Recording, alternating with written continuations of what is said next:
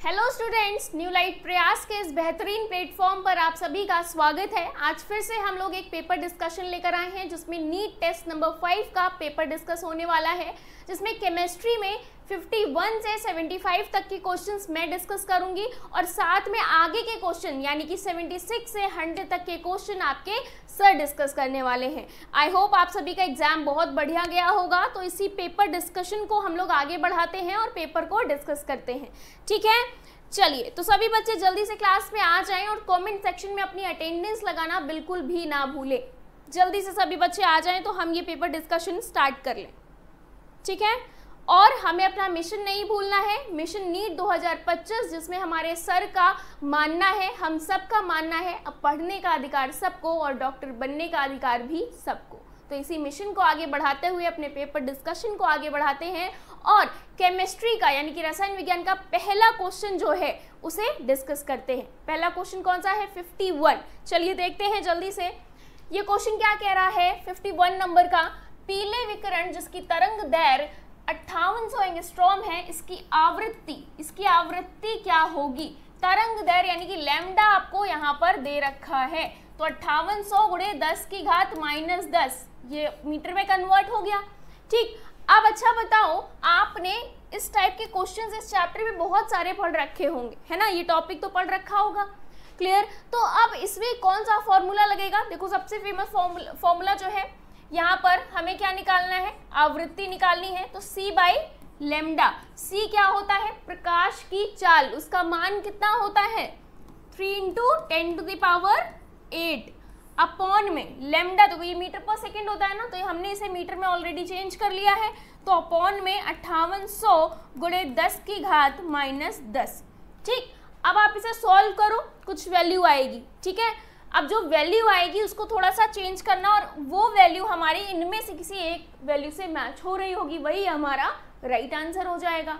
अच्छा, एक चीज और, ये क्वेश्चन बच्चों आप लोगों का पूरा एनसीईआरटी का क्वेश्चन है एग्जाम्पल से, ठीक है। आप अगर ध्यान से बहुत डीपली एनसीईआरटी को पढ़ते हो तो बहुत ईजी हो जाएगा आपके लिए एग्जाम क्रैक करना, ठीक है। बस क्या करना है, एनसीईआरटी को बहुत डीपली पढ़ना है, अच्छे से पढ़ना है, ध्यान देकर पढ़ना है, ठीक है। तो ये क्वेश्चन देखो, एग्जाम्पल नंबर आपका 2.5 है ये। बस क्या है, वहां पर एक और चीज पूछ ली गई है एक्स्ट्रा, यहाँ पर सिर्फ आवृत्ति के बारे में बात करी जा रही है, ठीक है। तो ये एनसीईआरटी में आप देखोगे एग्जाम्पल नंबर 2.5 आपको यहाँ पर मिल जाएगा। तो सबसे पहले तो इसकी वैल्यू निकालो, क्या आई? इसकी वैल्यू आएगी 0.00517 इंटू 10⁻18 इंटू 10⁻10, ठीक। अब इसे और सॉल्व करोगे फर्दर तो आपका आंसर यहाँ पर बन जाएगा 5.17 इंटू 10⁻14, ठीक है, सेकेंड इनवर्स, क्लियर। तो ये आपका आंसर बन जाएगा। अब ऑप्शंस मैच करो, देखो ऑप्शंस मैच करोगे तो यहाँ पर कौन सा ऑप्शन मैच कर रहा है?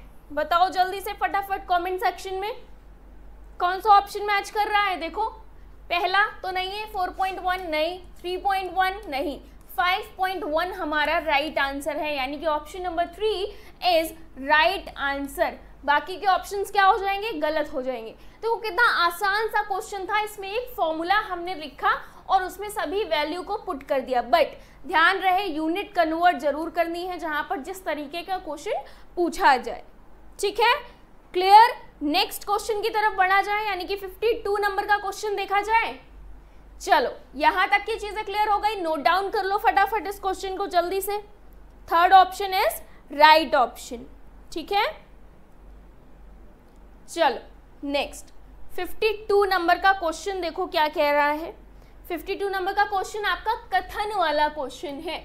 बोला जा रहा है नीचे दो कथन दिए गए हैं, कथन 1 कथन 2, ठीक। कथन 1 क्या कह रहा है? पढ़ो। कथन 1 बोल रहा है दिगंशी क्वांटम संख्या को सहायक क्वांटम संख्या भी कहते हैं, यानी कि सब्सिडरी क्वांटम नंबर भी इसे कहा जाता है। कथन दूसरा कह रहा है चुंबकीय क्वांटम संख्या कक्षक के स्थानिक दिशा उन्मुखीकरण को बताते हैं, स्पेशल ओरिएंटेशन इसका बताते हैं। कौन? चुंबकीय क्वांटम संख्या, ठीक, तो बोला जा रहा है क्या दोनों कथन सही है, नहीं सही है, या किस प्रकार के हैं, इन ऑप्शन के अकॉर्डिंग उन्हें डिस्क्राइब करो, बताओ। ठीक है, तो बताओ दिगंशी क्वांटम संख्या। अब आप ये कहोगे तो बहुत थ्योरेटिकल क्वेश्चन है, लेकिन अगर एनसीईआरटी ध्यान से पढ़ी है तो एनसीईआरटी में बोल्ड लाइन से पूरा लिखा हुआ है, या आपको ये मिल जाएगा। ठीक है, एनसीईआरटी का ये भी क्वेश्चन है, ये भी क्वेश्चन जो है एनसीईआरटी से ही पूछा गया, दोनों कथन आपको मिल जाएंगे। ठीक है, दोनों कथन बोल्ड लाइन पर लिखे हुए हैं, कुछ पेज नंबर आपका 55 समथिंग है। ठीक है, बोल्ड लाइन है ब्लैक कलर की हाईलाइटेड लाइन में। तो अब आंसर बताओ फटाफट जल्दी से, क्या होगा इसका आंसर? दोनों ही सही है, दोनों ही सही है, ये भी सही है और ये भी सही है।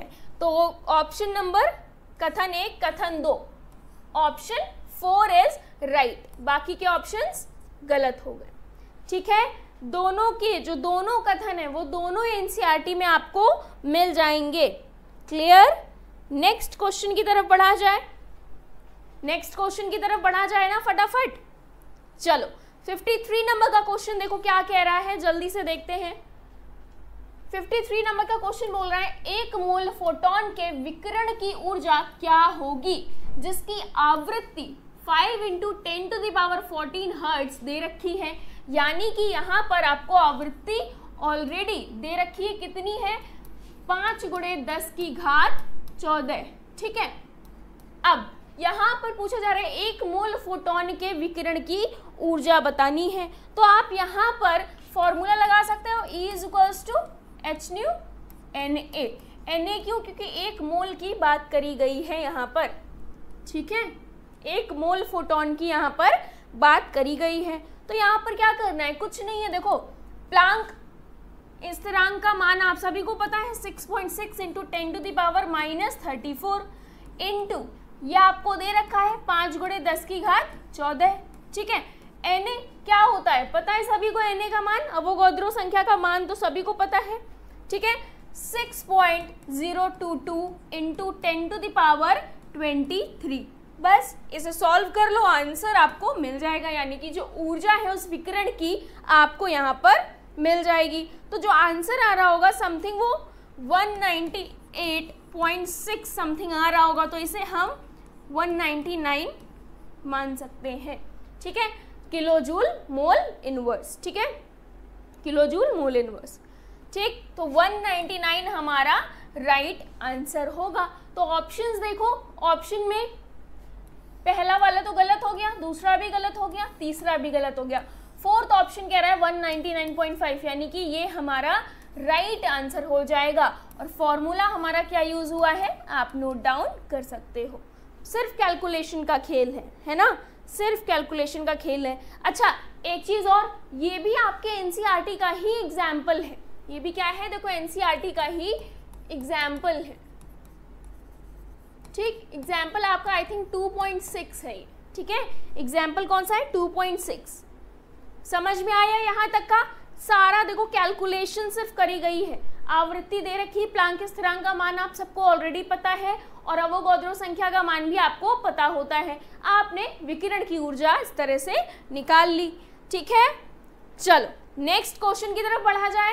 54 नंबर का क्वेश्चन। अच्छा यहाँ तक किसी को कोई दिक्कत है, किसी भी तरह की परेशानी? सब समझ में आ रहा है? चलो नेक्स्ट क्वेश्चन, यानी कि 54 नंबर का क्वेश्चन देखो क्या कह रहा है। अब 54 नंबर का क्वेश्चन भी दो कथन दे रखे हैं, कथन 1, कथन 2। कथन 1 कह रहा है 3p की ऊर्जा 2p कक्षक से कम है। 3p की ऊर्जा जो होती है, 3p कक्षक की ऊर्जा 2p कक्षक से कम है, यानी कि 2p की ये कह रहा है ज्यादा है। ठीक है, अब कथन 2 कह रहा है 3d की ऊर्जा 4s कक्षक से अधिक है। ये कह रहा है 3d की ऊर्जा 4s कक्षक से अधिक है, यानी कि 4s कक्षक की ऊर्जा क्या है? कम है इसके मुकाबले। 3d की ऊर्जा क्या है? अधिक है। ठीक, अब देखो क्या ये दोनों कथन सही है गलत है? तो ऑप्शंस के अकॉर्डिंग चलो तो यहाँ पर क्या हो जाएगा? पहला कथन गलत है और दूसरा सही है। तो कथन 1 गलत है लेकिन कथन 2 सही है, यानी कि ऑप्शन नंबर 3 यहाँ पर राइट आंसर हो जाएगा, बाकी के ऑप्शंस गलत हो जाएंगे। क्लियर? चलो नेक्स्ट 55 नंबर का क्वेश्चन देखा जाए भाई। 55 नंबर का क्वेश्चन क्या कह रहा है? चलो 55 नंबर का क्वेश्चन देख लेते हैं फटाफट। पढ़ो क्या कह रहा है क्वेश्चन, पढ़ो। सूक्ष्मदर्शी उपयुक्त फोटोन के साथ एक इलेक्ट्रॉन को परमाणु में 0.1 एंगस्ट्रॉम दूरी पर स्थित करता है के वेग के मापन में अनिश्चितता कितनी होगी, यानी कि अनिश्चितता पूछी गई है वेग के मापन में। ठीक है, तो आप सभी को पता है हाइजेनबर्ग की अनिश्चितता का सिद्धांत क्या होता है, बताओ जल्दी से। डेल्टा एक्स डेल्टा पी, ठीक है, और यहाँ पर h/2π। फॉर्मूला क्या होता है, यही होता है ना, h/4π, h/4π, h/4π हो जाएगा। ठीक है, अच्छा अब देखो आपको यहाँ पर क्या क्या दे रखा है, यहाँ पर देखो क्या क्या दे रखा है आपको फटाफट। डेल्टा एक्स, देखो दूरी है ना, डेल्टा एक्स आपको दे रखा है, यानी कि कितना है। सबसे पहले तो आप देखो आपको निकालना क्या है, डेल्टा वी निकालना है। वी को कन्वर्ट कर लो इससे, डेल्टा एक्स इंटू यहाँ पर हो जाएगा m डेल्टा वी, तो यहाँ पर h/4π। ठीक, अब देखो आपको निकालना है डेल्टा वी, यानी कि ये क्या हो जाएगा h/4π m डेल्टा x। क्या यही हो जाएगा ये मान, देखो डेल्टा वी निकालना है ना, तो यही होना चाहिए। ठीक, अब क्या करना है, सिंपली h की वैल्यू आपको पता होता है 6.6 इंटू 10⁻34 अपॉन 4 इंटू पाई की वैल्यू 3.14 रख दी। ठीक है, m की क्या रखोगे, m की वैल्यू बताओ क्या रखोगे, यहाँ पर इलेक्ट्रॉन दे रखा है, यानी कि इलेक्ट्रॉन का मास रख दोगे 9.1 इंटू 10⁻31। ठीक है, -31 इंटू अब क्या बच रहा है, डेल्टा एक्स बच रहा है। डेल्टा एक्स देखो यहाँ पर 0.1 एंगस्ट्रॉम दे रखा है ना, तो इसको कन्वर्ट कर लो 0.1 इंटू 10⁻10। ये क्या हो गया, डेल्टा एक्स हो गया, रख दो वहां पर इसकी वैल्यू 0.1 इंटू 10⁻10। अब इसको सॉल्व कर लो, आपको डेल्टा वी की वैल्यू यहाँ पर पता चल जाएगी। ठीक है, देख लो सारी वैल्यू मैच कर लो। ठीक है,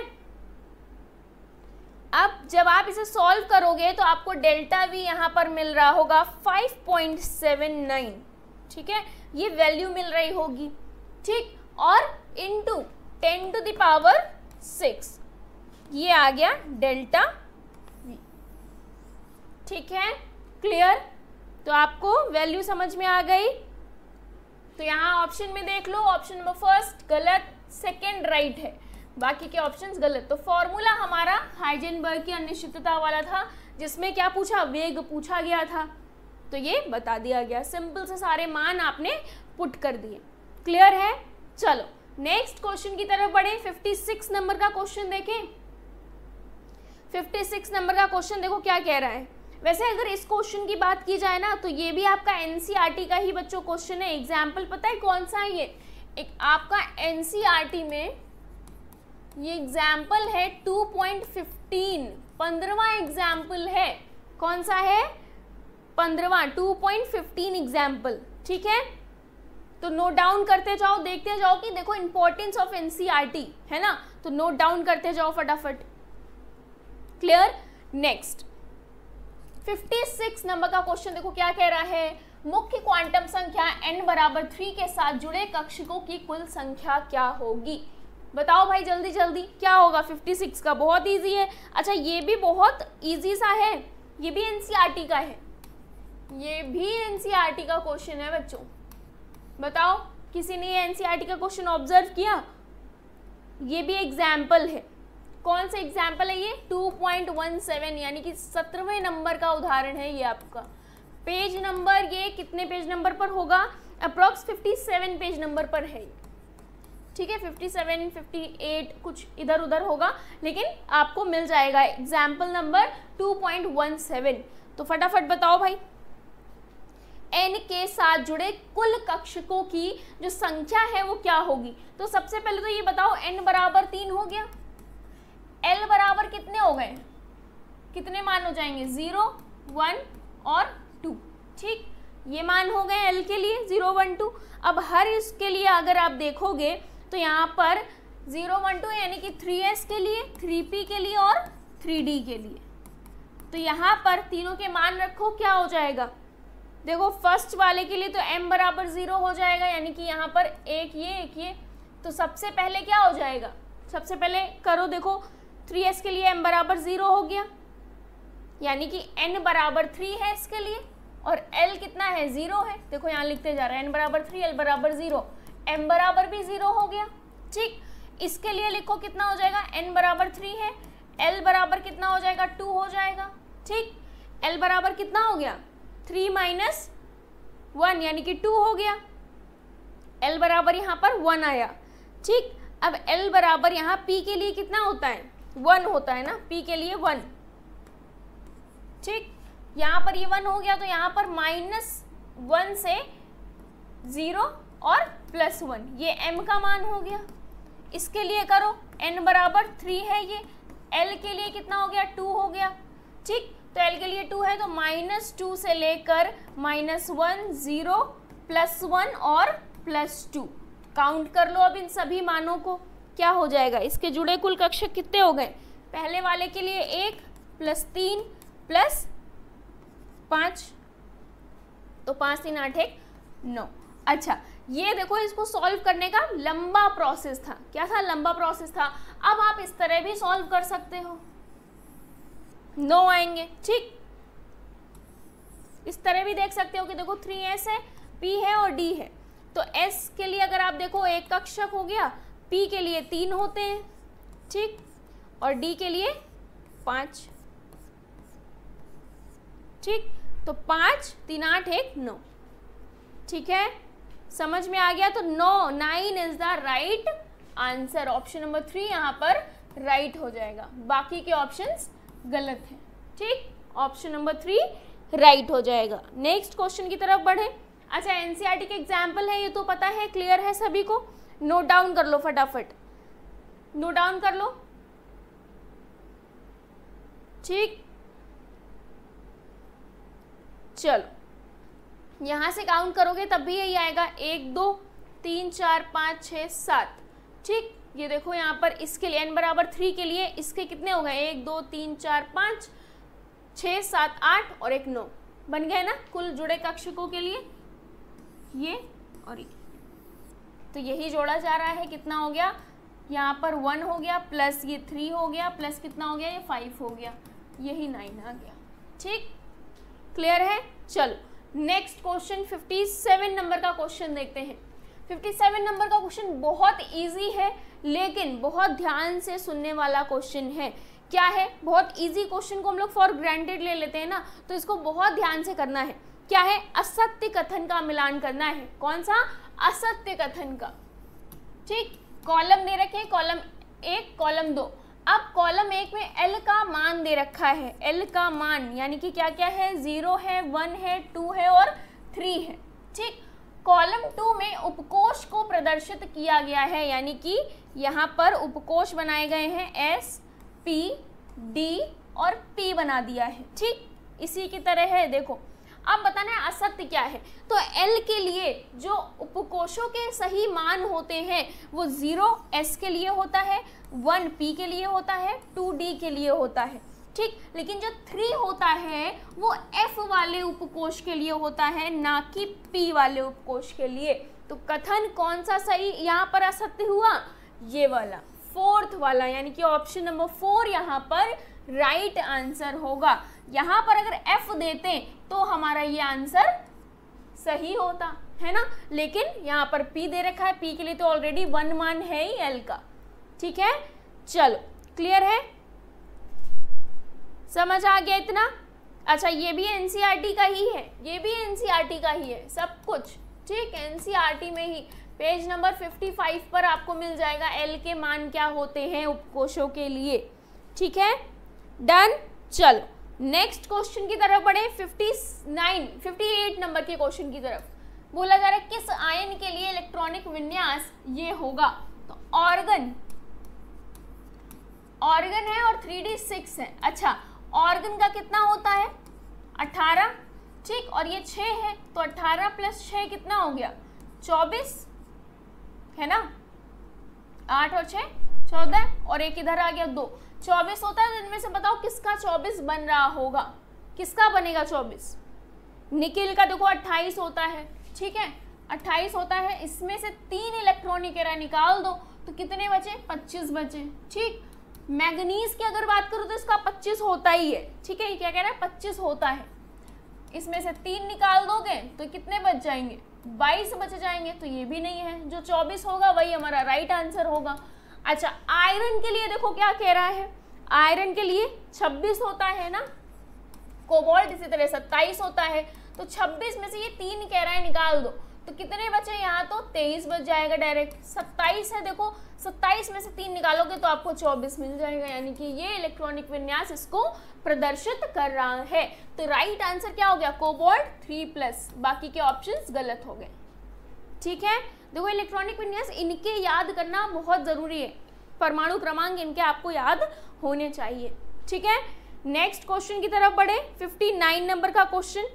चल 59 नंबर का क्वेश्चन क्या कह रहा है, समान उपकोष के कक्षकों में इलेक्ट्रॉनों का युग्म तब तक नहीं होगा जब तक उपकोष के हर कक्षक में इलेक्ट्रॉन नहीं होगा। ये नियम किसका है, ये नियम किसने दिया था कि युग्मन तब तक नहीं होता है इलेक्ट्रॉनों का जब तक हर एक प्रत्येक कोष में एक एक इलेक्ट्रॉन भरे ना जा सके, यानी कि जब तक पूरा इलेक्ट्रॉन का जो कक्षक है जब तक उसमें पूरे इलेक्ट्रॉन नहीं भरेंगे तब तक इलेक्ट्रॉनों का युग्मन प्रारंभ नहीं हो सकता।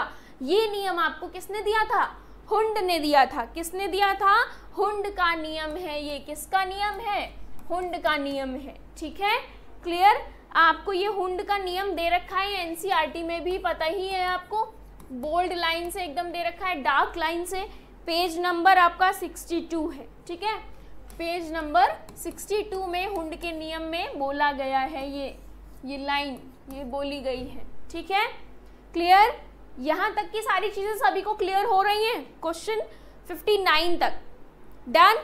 चल नेक्स्ट क्वेश्चन की तरफ आगे बढ़े, यानी कि 60वें नंबर की तरफ आगे बढ़ते हैं भाई। देखते हैं, ये एनसीईआरटी में देख लेना, जहां पर नियम दे रखे हैं ना हुंड के, पाउली का अपवर्जन नियम, अफबाउ का नियम, वहीं पर ही हुंड के नियम में लाइन आपको दिख जाएगी।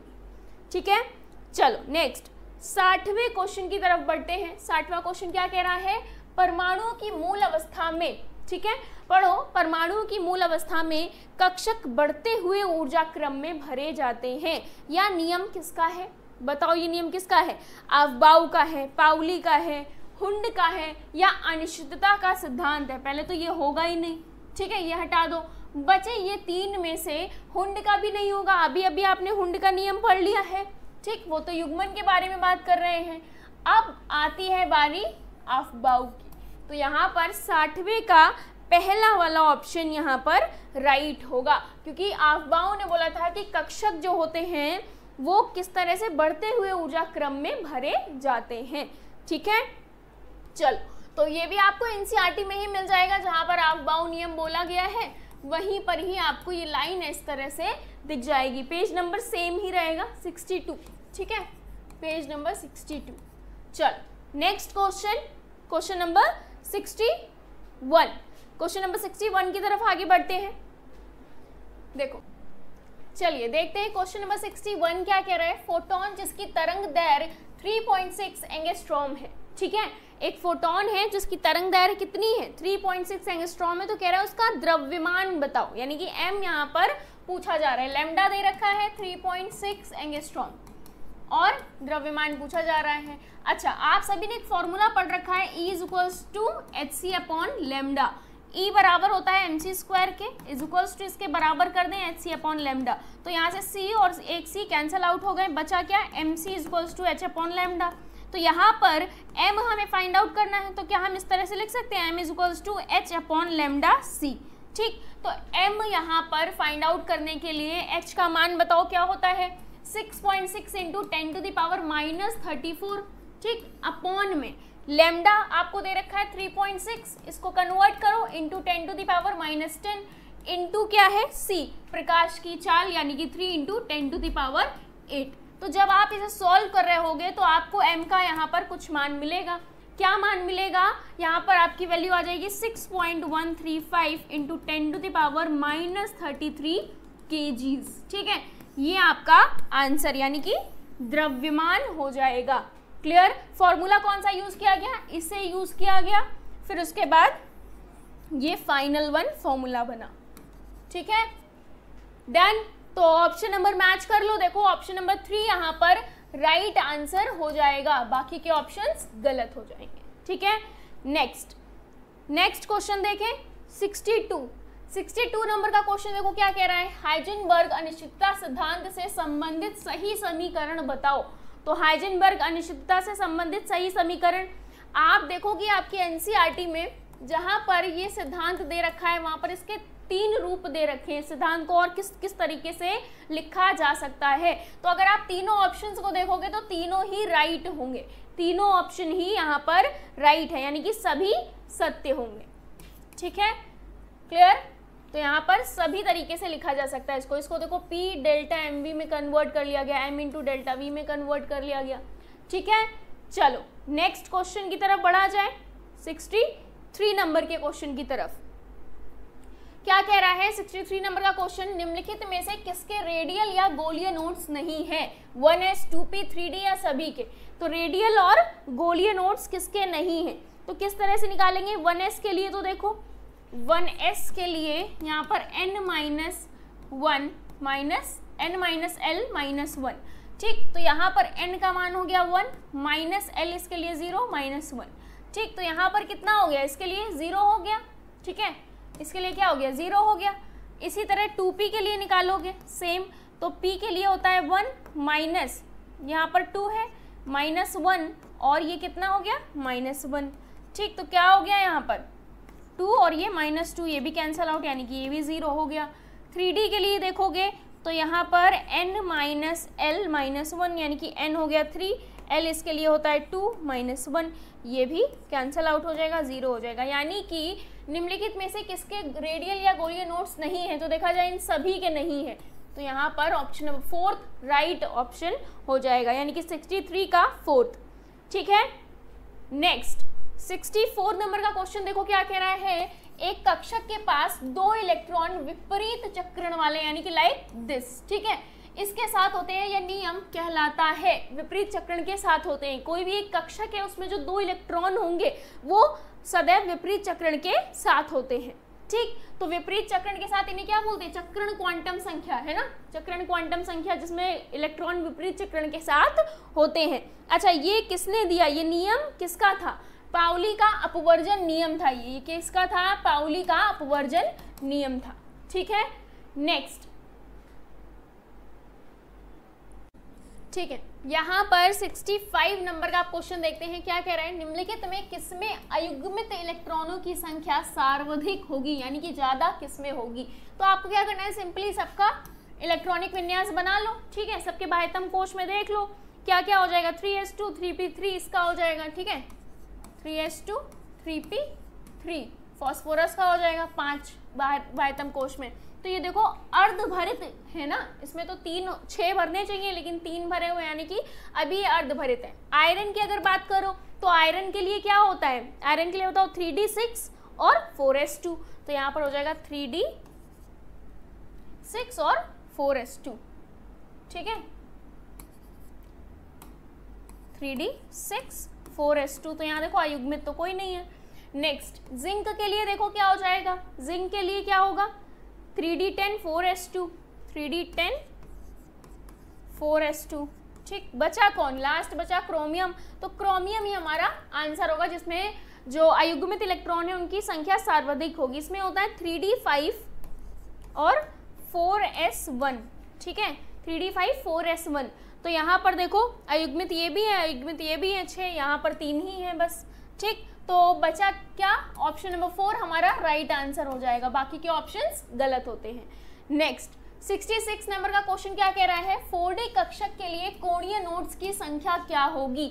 4D कक्षक के लिए यहाँ पर कोणीय नोड की संख्या बतानी है, तो यहाँ पर आंसर हो जाएगा L बराबर 2। यहाँ पर आंसर हो जाएगा 4D कक्षक के लिए कोणीय नोड्स 2 होते हैं। ठीक, चलो नेक्स्ट क्वेश्चन की तरफ बढ़े, यानी कि 67 नंबर का क्वेश्चन देखते हैं। क्या कह रहा है 67 नंबर का क्वेश्चन, देखो फटाफट पढ़ो भाई। क्वेश्चन बहुत इजी सा है। कह रहा है कि स्पीशीज में इलेक्ट्रॉन, प्रोटॉन, न्यूट्रॉन इनकी संख्या क्रमशः कितनी है, 18, 16 व 16 के बराबर है। तो स्पीशीज का प्रतीक क्या होगा, तो यानी कि सबसे पहले इलेक्ट्रॉन कितना दे रखा है, देखो 18, प्रोटॉन आपको दे रखा है 16, न्यूट्रॉन दे रखा है 16। ठीक, तो अब प्रतीक बताना है इनमें से, तो सल्फर की बात चल रही है।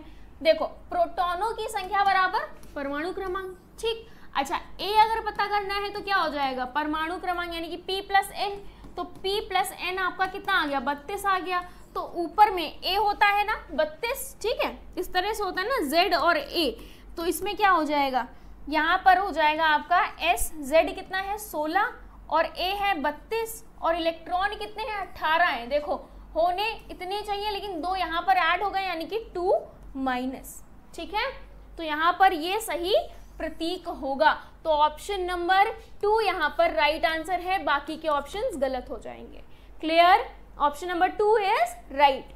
नेक्स्ट क्वेश्चन देखो क्या कह रहा है। नेक्स्ट क्वेश्चन 68 कह रहा है नीचे 2 कथन दिए गए हैं, एक को कथन ए और दूसरे को कारण आर के रूप में लेबल किया गया है। कथन ए कह रहा है क्लोरीन हाइड्रोजन से अभिक्रिया करता है और HCl में अपचयित होता है। ठीक, कथन दूसरा जो कारण दे रखा है वो कह रहा है उपयुक्त में हाइड्रोजन का संयोग अपचयन होता है। बिल्कुल सही बात है, हाइड्रोजन का जुड़ना क्या है, अपचयन है। ठीक है, और ऑक्सीजन का जुड़ना ऑक्सीकरण होता है। ये तो बहुत बेसिक सी डेफिनेशन है, हम सब लोग पढ़ते आ रहे हैं। ठीक है, तो यहाँ पर दोनों ही क्या हो गए, सही हो गए ना, दोनों ही क्या हो गए, सही है। और कारण जो है वो कथन ए की सही व्याख्या भी करता है। ठीक है, क्लोरीन हाइड्रोजन से अभिक्रिया करके HCl बनाती है। तो देखोगे ना क्लोरीन में H जुड़ गया है, क्लोरीन में क्या हुआ है, H जुड़ गया है तो अपचयन हो गया है। और हाइड्रोजन का संयोग ही क्या होता है, अपचयन होता है।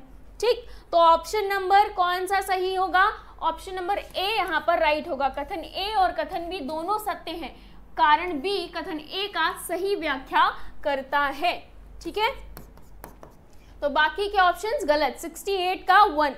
चलो 69 नंबर का क्वेश्चन देखो क्या कह रहा है, बहुत इजी है। कॉलम 1 को कॉलम 2 के साथ मिलान करना है। कॉलम ए में प्रजातियां हैं, यानी कि जो आपको कुछ यौगिक दे रखे हैं, तत्व भी दे रखे हैं। अब बोला जा रहा है कॉलम 2 में रेखांकित परमाणु की ऑक्सीकरण संख्या इधर दे रखी है, तो आपको मिलान करना है। अगर यहाँ मैग्नीज की बात करो तो किसी तत्व की जो यहाँ पर अवस्था है वो शून्य होती है, तो यहाँ पर ऑक्सीकरण अवस्था इसकी शून्य हो जाएगी, यानी कि पहले का तीसरा। तो पहले का तीसरा देखो कहाँ पर है, अगर हम ऑप्शंस को एलिमिनेट करें तो पहले का तीसरा यहाँ पर है, ऑप्शन नंबर 1 और ऑप्शन नंबर 3, यानी कि ये और 4th गलत हो गए। अब इन दोनों में कंपटीशन है। अब देखो नेक्स्ट MnO4 माइनस की अगर आप बात करोगे तो इसकी कितनी होगी, निकालो भाई किस तरह से। MnO4 माइनस, इसकी हमें निकालनी है रेखांकित परमाणु की, +4 × -2 इज इक्वल्स टू कितना हो गया ये, -1। तो यहाँ पर कितना बन गया, x -8 इज इक्वल्स टू -1। ये उधर गया, प्लस का बनेगा तो x बराबर +7 आ जाएगा ये। ठीक, ये इधर जाएगा तो +8 बन जाएगा ना ये, तो +8 कितना हो गया यहाँ पर, ये -1 है और ये +8, तो यहाँ पर 7 हो गया, +7 ले लिया। ठीक है, तो इसकी हो गई +7, यानी कि Q का फर्स्ट। अब देखो इन दोनों में से Q का फर्स्ट कौन है, ये वाला है, यानी कि हमारा ऑप्शन 3 यहीं से ही पता चल जाता है कि राइट होगा। आगे और भी अगर आपको मैच करने हैं तो आगे मैच कर सकते हैं अपने कंफर्मेशन के लिए। ठीक, MnO2 की अगर बात करोगे तो यहाँ पर 4 हो जाएगी, इसकी क्या हो जाएगी, 4 हो जाएगी। इसी तरह MnO4 2 माइनस की +6 हो जाएगी। ठीक है, इसकी क्या हो जाएगी, +6 हो जाएगी। क्लियर, यहाँ तक कि बहुत बेसिक सा क्वेश्चन था। डन, चलो नेक्स्ट क्वेश्चन की तरफ बढ़ते हैं। 70 नंबर का क्वेश्चन, यानी कि अब हमारे 5 क्वेश्चंस और बचे हुए हैं। अब देखो ये क्वेश्चन कह रहा है निम्नलिखित में से कौन सी अभिक्रिया मैग्नीशियम का ऑक्सीकरण प्रदर्शित करती है। देखो ऑक्सीकरण की, अगर हम ऑक्सीकरण अपचयन की जो पुरानी डेफिनेशंस हैं वो देखें तो उसमें बोला जाता था कि ऑक्सीजन का जुड़ना ऑक्सीकरण कहलाता है, हाइड्रोजन का जुड़ना अपचयन कहलाता है। ठीक, तो उस हिसाब से अगर देखोगे तो ऑक्सीजन का जुड़ना यानी कि ये है। ठीक, ये है राइट, और बाकी दो देखो। तो उसके बाद धीरे धीरे और डेवलपमेंट हुई, नई नई डेफिनेशन आई। फिर जब नई डेफिनेशन आई उसमें बोला गया किसी भी विद्युत ऋणात्मक तत्व का जुड़ना भी ऑक्सीकरण कहलाता है, क्योंकि हर एक कंपाउंड में, हर एक यौगिक में तो ऐसा होगा नहीं कि सिर्फ ऑक्सीजन ही जुड़ रहा है तो ऑक्सीकरण हो रहा है। जिसमें नहीं भी जुड़ रहा है उसकी जगह कोई और तत्व जुड़ रहा है तो उसमें भी कुछ ना कुछ हो रहा होगा, ऑक्सीकरण या अपचयन। तो फिर डिस्क्राइब किया गया, ऐसे बोला गया जब भी विद्युत ऋणात्मक तत्व जुड़ रहा है तो वहां पर ऑक्सीकरण होगा।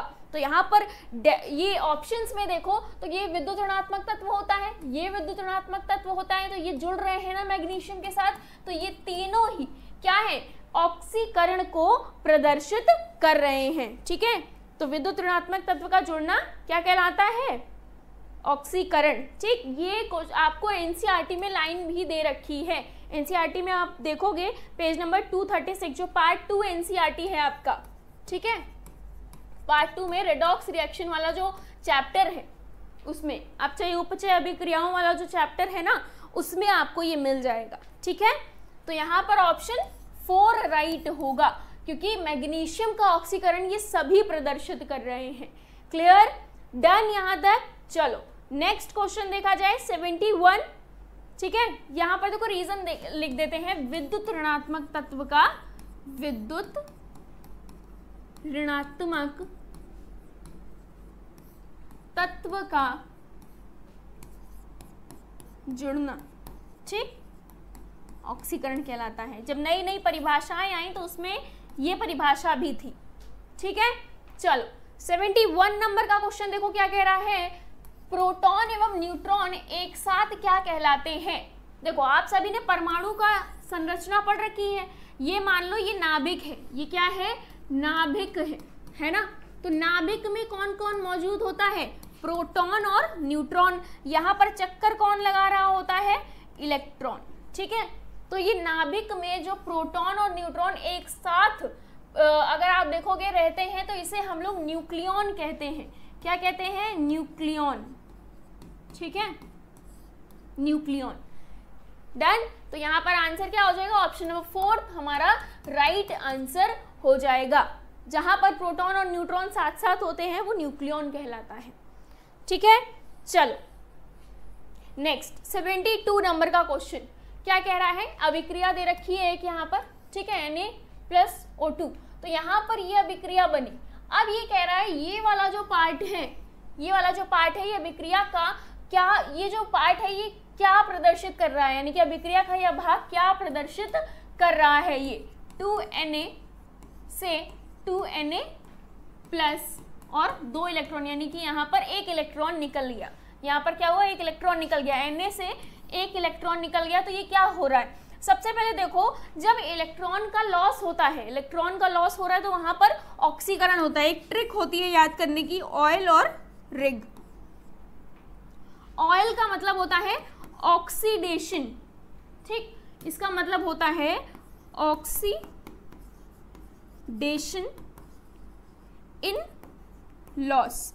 अब देखो इन व्हाट लॉस, ठीक है, किस चीज के लिए लॉस के लिए, इलेक्ट्रॉन के टर्म्स में ये बात हो रही है। किसके टर्म्स में, इलेक्ट्रॉन के टर्म्स में। तो ऑक्सीडेशन कब होगा, जहां पर इलेक्ट्रॉनों का लॉस हो रहा है। रिग का मतलब होता है रिडक्शन, ठीक, रिडक्शन इन गेन किसके टर्म्स के लिए बोल रहा है, इलेक्ट्रॉन का गेन। जब इलेक्ट्रॉन का गेन होगा वहां पर रिडक्शन हो रहा है। यहां पर देखो क्या हो रहा है, इलेक्ट्रॉन्स का लॉस हो रहा है, इलेक्ट्रॉन त्यागे जा रहे हैं, तो यहाँ पर ऑक्सीकरण हो रहा है। तो ये तो क्लियर हो गया सभी को, यहाँ तक की चीजें क्लियर है। तो यानी कि यहाँ पर ऑक्सीकरण हो रहा है, ये तो पता है। अब देखो ये पूरी अभिक्रिया है, ठीक, इसमें सिर्फ अभी ऑक्सीजन का हटाकर अगर देखा जाए इसमें सोडियम के बारे में बताया जा रहा है, ठीक। तो ये अर्ध अभिक्रिया हुई, क्या हुई, अर्ध अभिक्रिया हुई। तो यहाँ पर ये अर्ध अभिक्रिया को भी प्रदर्शित कर रहा है और ऑक्सीकरण अभिक्रिया को भी प्रदर्शित कर रहा है। तो इस हिसाब से ऑप्शन नंबर 4 हमारा राइट आंसर होगा, यानी कि दोनों 1 व 2 सही उत्तर है। ठीक है, यहां तक डन, समझ में आ गया। चलो नेक्स्ट क्वेश्चन देखते हैं। 73 नंबर का क्वेश्चन क्या कह रहा है, नोट डाउन कर लो इसे, फिर 73 नंबर का क्वेश्चन देखते हैं। ठीक है, चलो ये बोल रहा है O2F2 में ऑक्सीजन की ऑक्सीकरण संख्या बताओ। देखो ये मोस्ट इंपॉर्टेंट है, ये बहुत पूछ लिया जाता है कि, और एक OF2 करके कंपाउंड होता है वो, इनमें ऑक्सीकरण अवस्था पूछ ली जाती है। आप देखोगे पेज नंबर 240 पर रूल्स लिखे हुए हैं ऑक्सीकरण संख्या निकालने के लिए। एनसीईआरटी का जो पार्ट 2 है, जो रेडॉक्स रिएक्शन वाला चैप्टर है, उसमें एक पेज पर एक ऑक्सीकरण संख्या को निर्धारित करने के नियम दे रखे हैं, ठीक है। तो उन नियमों में ही ये भी दे रखा है, ये कंपाउंड दे रखा है और उसकी ऑक्सीकरण संख्या भी बताई गई है, ठीक है। रूल नंबर 3 है शायद, रूल नंबर 3 में ये बताया गया है, ठीक है। तो यहाँ पर जो O2F2 है यानी कि डाई ऑक्सीजन, O2F2 इसे बोलते हैं, इसको बोलते हैं डाई ऑक्सीजन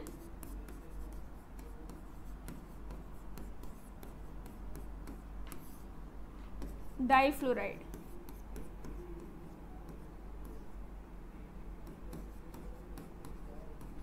ठीक है, ये बोला जाता है। अच्छा, पूछा क्या गया है क्वेश्चन, देखो O2F2 में ऑक्सीजन की ऑक्सीकरण संख्या, तो यहाँ पर इसकी ऑक्सीकरण संख्या +1 होती है, यानी कि ऑप्शन नंबर 2 राइट है, बाकी के ऑप्शंस गलत होते हैं। याद रखना यहाँ पर इसकी ऑक्सीकरण संख्या +1 होती है। क्या होती है? +1, ठीक है। चलो next question, second last question है, यानी कि 74 नंबर का क्वेश्चन।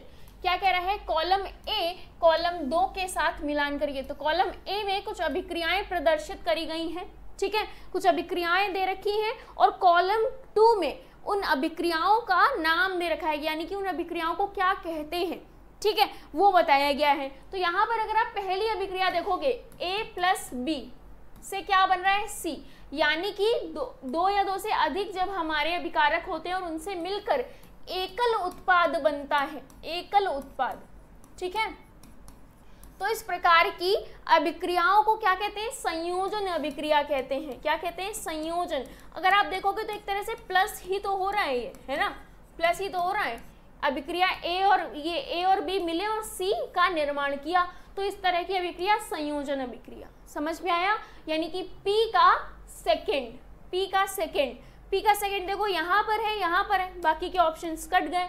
Q की बात करो अगर, तो A B था, ठीक है, ये A+B में अलग अलग हो गया, यानी कि A भी कोई यौगिक था जिसको कुछ एनर्जी दी गई, कुछ ऊष्मा दी गई, और ये A+B में अलग अलग टूट गया, यानी कि इसका विघटन हो गया। क्या हो गया? इसका विघटन हो गया। तो यानी कि ये जस्ट संयोजन अभिक्रिया का उल्टा होता है। ये क्या होता है? जस्ट संयोजन अभिक्रिया का उल्टा होता है। देखो, ठीक, क्लियर है? तो यहाँ पर संयोजन अभिक्रिया में जुड़ रहा था, एकल उत्पाद बन रहा था, यहाँ पर क्या हुआ? एक उत्पाद था, वो 2 या 2 से अधिक भागों में टूट गया, विघटन हो गया उसका। तो यहाँ पर Q का क्या हो गया? थर्ड हो गया, Q का थर्ड। इस प्रकार की अभिक्रिया को विघटन अभिक्रिया कहते हैं, ठीक है, विघटन अभिक्रिया। अच्छा, इसे इंग्लिश में एडिशन रिएक्शन कहते हैं, इसे इंग्लिश में बोलते हैं डीकम्पोजिशन रिएक्शन, ठीक है। थर्ड वाली देखो, R वाली, X + YZ, यहाँ पर बना XZ + Y। अब देखो इस अभिक्रिया को ध्यान से देखोगे तो यहाँ पर ये YZ के साथ था, ठीक है, ये Z उठकर आ गया X के पास, यानी कि ये ज्यादा स्ट्रेंथफुल था, ये प्रबलता ज्यादा थी इसके पास, तो ये इसके पास आ गया, यानी कि इसने इसके साथ इसको छीन लिया और यहाँ पर आ गया, क्या बना लिया? XZ + Y बना लिया, ठीक। तो यहाँ पर क्या हुआ? अगर आप देखोगे यहाँ पर Z का विस्थापन हो गया है ना, तो ये विस्थापन अभिक्रिया होती है। कौन सी अभिक्रिया होती है? विस्थापन, ठीक, विस्थापन अभिक्रिया। इसे इंग्लिश में बोलते हैं डिस्प्लेसमेंट रिएक्शन। क्या बोलते हैं? डिस्प्लेसमेंट रिएक्शन, ठीक। तो आप समझ में आ गया, फर्स्ट P का सेकेंड, Q का थर्ड, P का सेकेंड, Q का थर्ड, यानी कि फर्स्ट ऑप्शन यहाँ पर राइट होगा, बाकी के ऑप्शंस गलत हो गए। और R का क्या हो गया? फर्स्ट। तो देखो R का फर्स्ट, ठीक है। यहाँ तक की चीजें सभी को समझ में आ गई। चलो नेक्स्ट और लास्ट क्वेश्चन की तरफ आगे बढ़ा जाए, यानी कि 75 नंबर का क्वेश्चन देखो क्या कह रहा है, पढ़ो। कह रहा है CaOCl2, यानी कि इसमें 2 क्लोरीन परमाणु दे रखे हैं, इनकी ऑक्सीकरण संख्या क्या होगी? CaOCl2 विरंजक चूर्ण होता है ना, ब्लीचिंग पाउडर, इसमें क्लोरीन के दोनों परमाणु की ऑक्सीकरण संख्या बताओ। देखो ये जो होता है ना, ये इस तरह से जुड़ा होता है, एक क्लोरीन डायरेक्ट कैल्शियम से जुड़ा होता है, एक क्लोरीन ऑक्सीजन के साथ क्लोरीन से इस तरह से जुड़ा होता है। तो इस प्रकार क्या होता है, ऑक्सीकरण संख्या में थोड़ा सा चेंज आ जाता है। क्या चेंज आ जाता है, यहाँ पर अगर आप देखोगे तो कैल्शियम की तो +2 है, ठीक, और ऑक्सीजन की कितनी होती है पता ही है। यहाँ वाले क्लोरीन पर +1 हो जाता है, यहाँ वाले क्लोरीन पर -1 आ जाता है। तो इनकी ऑक्सीकरण संख्या देखो डिफरेंट है ना, तो -1 और +1 दोनों ही होती है। तो ऑप्शन नंबर 4 यहाँ पर राइट आंसर है, बाकी के ऑप्शंस गलत हो जाएंगे। क्लियर, यहाँ तक की चीजें समझ में आ गई सभी को, यानी कि 75 का ऑप्शन नंबर 4 इज राइट, बाकी के ऑप्शंस गलत हो गए। डन, पेपर डिस्कशन सभी को समझ में आया। अच्छा, अब इसके आगे के क्वेश्चन यानी कि 76 से 100 तक के क्वेश्चंस आपको सर करवाने वाले हैं, तो कहीं जाना नहीं है, यही रहना है। इसके आगे का डिस्कशन आपका अभी कंटिन्यू होने वाला है, ठीक है। चलो फिर मिलते हैं अपने नेक्स्ट पेपर डिस्कशन में, तब तक के लिए यहाँ पर अभी आगे के क्वेश्चंस देखो, उनके डिस्कशंस देखो और अपनी तैयारी को बहुत बढ़िया से रखो, ठीक है। चलो बाय बाय, टेक केयर और थैंक यू सो मच। नमस्कार सभी लोगों को, मैं उपेंद्र सर, केमिस्ट्री फैकल्टी। तो आज हम लोग डिस्कस करेंगे नीट टेस्ट 05 का हिंदी में हम लोग पेपर डिस्कस करेंगे। 51 to 75 क्वेश्चन शिल्पा मैम ने किया है, 76 से 100 क्वेश्चन मैं करूंगा, ठीक है ना। और सबसे पहले तो ये बताइए आप लोग, पेपर कैसा रहा आप लोगों का? पेपर तो बहुत ही अच्छा हुआ होगा, क्योंकि सभी क्वेश्चन एनसीईआरटी बेस्ड थे, तो आप लोगों की तैयारी बहुत अच्छी हुई होगी और आपके अच्छे मार्क्स भी आए होंगे, ठीक है ना। तो चलिए बात करते हैं, हम लोग हैं 76 का। देखिए क्या दिया हुआ है, Br ब्रोमीन ब्रोमीन ब्रोमीन 1 2 3 की Br3O8 में 3 ब्रोमीन परमाणु की ऑक्सीकरण संख्या क्या है? तो देखिए Br3O8 की बात किया जाए, Br3O8 की बात किया जाए तो इसको हम लोग क्या बोलते हैं, इसका नाम क्या होता है, tri bromo octaoxide, tri bromo octa oxide बोलते हैं। क्या बोलते हैं हम लोग हैं, ट्राई ब्रोमो ऑक्टा ऑक्साइड बोलते हैं। इसका हम लोग स्ट्रक्चर बना लेते हैं, ब्रोमीन ब्रोमीन और यहाँ पे क्या हो जाएगा आपका ब्रोमीन। यहाँ पे देखिए आप इसका स्ट्रक्चर आप ऐसे बना लीजिए, यहाँ पे 2 ऑक्सीजन यहाँ जोड़ दीजिए आप, तीसरा आप इसको ऐसे जोड़ लीजिए। अब यहाँ पे देखिए ब्रोमीन और ऑक्सीजन में किसकी इलेक्ट्रॉनिटी ज़्यादा है, ऑक्सीजन की, तो यहाँ पे क्या होगा आपका -2 -2 तो यहाँ पे क्या हो जाएगा आपका +6। यहाँ ऑक्सीजन की बात करें -2 डबल बॉन्ड से जुड़ा हुआ है, तो यहाँ पे क्या हो जाएगा आपका अपोजिट में +4। यहाँ देखिए -2 और -2, यहाँ पे क्या हो जाएगा आपका +6। मीन्स आपसे पूछा गया है कि फर्स्ट सेकेंड थर्ड में बताइए ब्रोमीन का ऑक्सीकरण अंक क्या होगा, तो +6 +4 एंड +6 हो जाएगा। तो बाहरी ओर क्या हो जाएगा आपका +6 और केंद्र में क्या हो जाएगा +4, बस यही आंसर हो जाएगा। तो केंद्र में क्या हो जाएगा +4 और बाहरी ओर क्या हो जाएगा आपका +6, 4th is the right answer हो जाएगा, ठीक है। चलिए अब बात करते हैं हम लोग हैं 77 की। देखिए दिया निम्नलिखित अणु में कार्बन सेकेंड का ऑक्सीकरण संख्या क्या है, तो देखिए यहाँ पे दिया हुआ आपका C3O2 की बात किया गया है। अगर हम लोग इसी की बात करें C3O2 की बात करें तो इसका नाम क्या होता है, कार्बन सब ऑक्साइड। क्या बोलते हैं, कार्बन सब ऑक्साइड। जब यहाँ पे कार्बन सब ऑक्साइड हो जाएगा तो पूछा गया कि बताइए सेकेंड वाले कार्बन का ऑक्सीकरण अंक क्या होगा, तो यहाँ जानते हम लोग हैं, यहाँ पे देखिए कैसे हम लोग करेंगे इसको। यहाँ पे कार्बन में और ऑक्सीजन में, ऑक्सीजन की इलेक्ट्रॉनिटी क्या होती है, ज़्यादा होती है, तो यहाँ पे -2, यहाँ क्या हो जाएगा आपका +2। यहाँ ऑक्सीजन पे -2, यहाँ क्या हो जाएगा आपका +2। लेकिन अगर सेम एलिमेंट हैं तो उसका ऑक्सीकरण अंक क्या होता है आपका 0 होता है।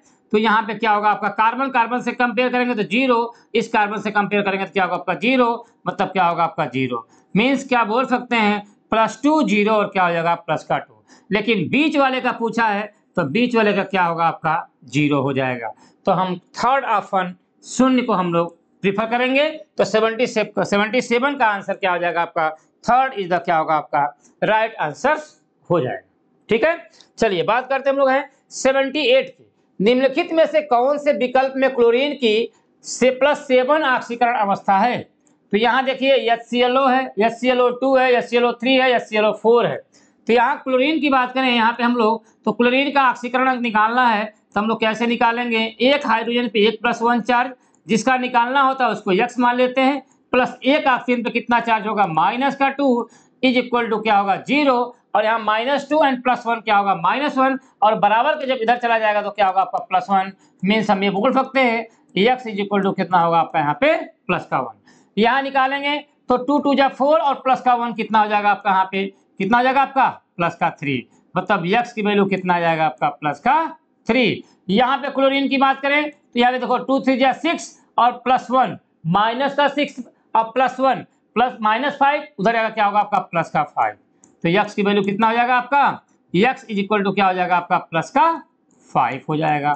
यहाँ बात करेंगे क्लोरीन HClO4 की, तो यहाँ निकालेंगे तो x इज इक्वल टू 4 दूना 8 -8 +1, यहाँ पे कितना हो जाएगा आपका?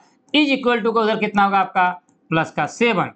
तो मैक्सिमम ऑक्सीकरण अंक इसी का हो जाएगा। अधिकतम ऑक्सीकरण अवस्था +7 इसी का होगा आपका। मैक्सिमम ऑक्सीडेशन नंबर, अधिकतम ऑक्सीकरण अंक किसका होगा आपका? HClO4 का हो जाएगा।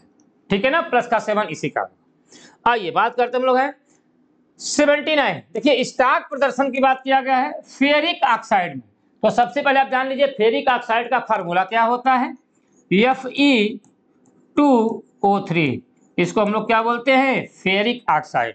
अब यहीं पे हम लोग बात करें, अगर फेरिक ऑक्साइड की बात करते हैं तो अगर फेरिक ऑक्साइड में हम लोग आयरन का ऑक्सीडेशन नंबर निकाल के इसको रोमन अंकों में लिख देते हैं, उसी को हम लोग क्या बोलते हैं? स्टॉक नोटेशन, और हिंदी में क्या बोलते हैं हम लोग? स्टॉक प्रदर्शन बोलते हैं। तो यहाँ निकाल लीजिए 2x + 3 इंटू एक ऑक्सीजन पे -2 is equal to 0, 2x - 6 is equal to 0, 2x is equal to क्या होगा आपका? +6, x इज इक्वल टू कितना आ जाएगा आपका? +3 हो जाएगा। तो इसको हम लोग क्या लिखें? स्टॉक नोटेशन में कैसे लिख देंगे हम लोग? Fe2, यहाँ पे रोमन अंकों में लिख दिया हम लोग 3, और क्या होगा आपका? O3 हो जाएगा। इसी को हम लोग क्या बोलते हैं? स्टॉक नोटेशन, स्टॉक प्रदर्शन बोलते हैं। तो यही आपका फोर्थ इज द क्या होगा आपका? राइट आंसर हो जाएगा।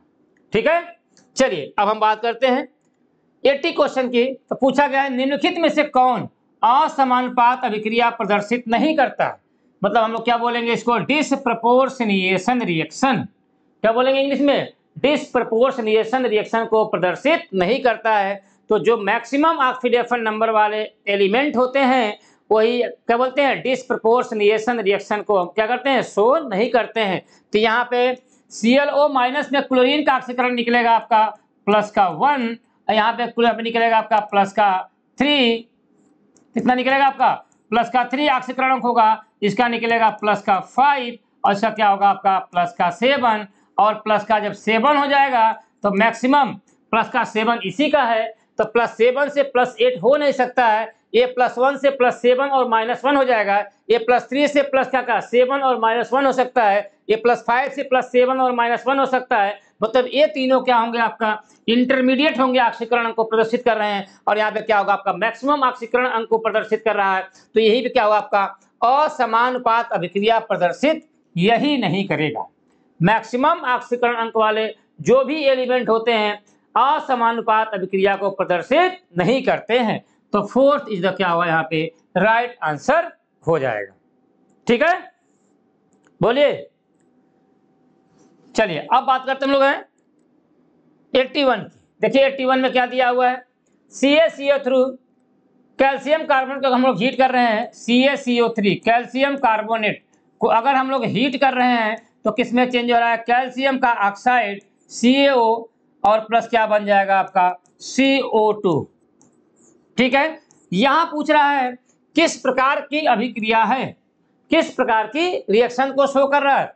रेडॉक्स अभिक्रिया, द्विविघटन अभिक्रिया, विघटन अभिक्रिया और विस्थापन अभिक्रिया।